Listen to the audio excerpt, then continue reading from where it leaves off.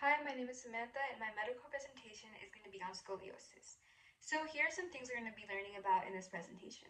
We're going to be learning about what exactly scoliosis is, the pathophysiology, common symptoms, diagnostic methods, treatment, key medical terminology, about the prognosis, and research.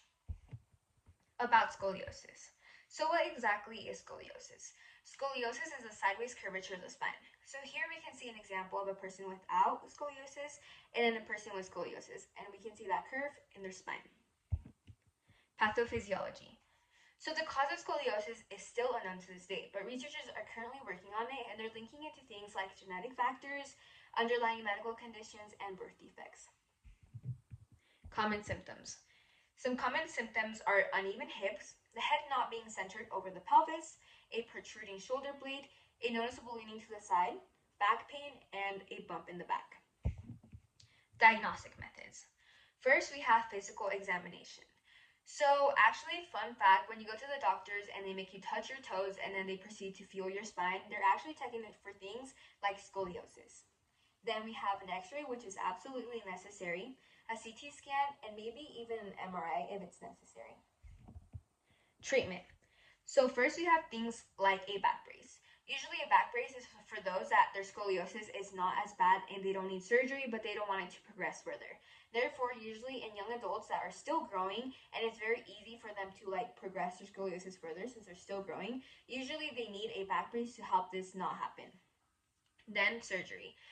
For surgery, these are usually for cases that are a lot more severe, and these surgeries are like bone grafting and spinal fusion. Then we have therapies like self-exercise and physical therapy, which are extremely important to not help it progress further, but also just for the comfort of a person with scoliosis. So here we have an example of back braces, some physical therapy, and then we have a great example explaining kind of how the spinal fusion works. So in this surgery, pretty much what they do is that they put steel rods into your vertebrae to help maintain that better posture and not have that sideways curve in your spine. So here's some key medical terminology. So first we have kyphosis.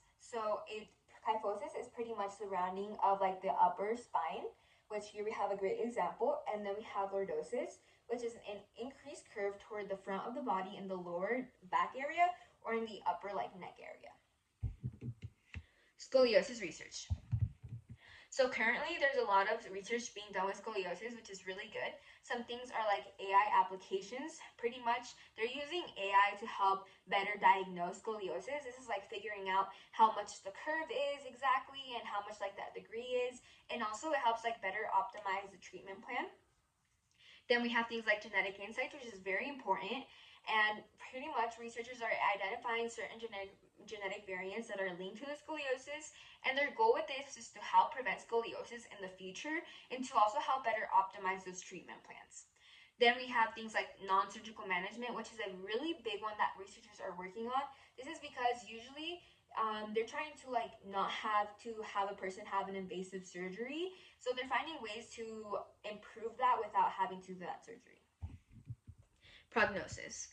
So we have some really good news here. Although it may seem like a person with scoliosis is very much not capable of doing certain things, they actually are, and they can live a full life filled with activities. They're able to do sports and live like a normal person. However, if it's a lot more severe, in certain cases, people are required to get surgery or just for the comfort of it to get surgery.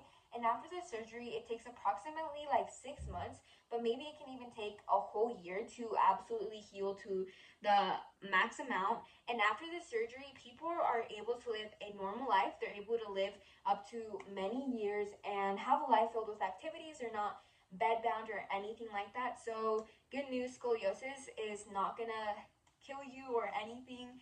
So pretty much that is it for my presentation, and thank you. Here's my works cited.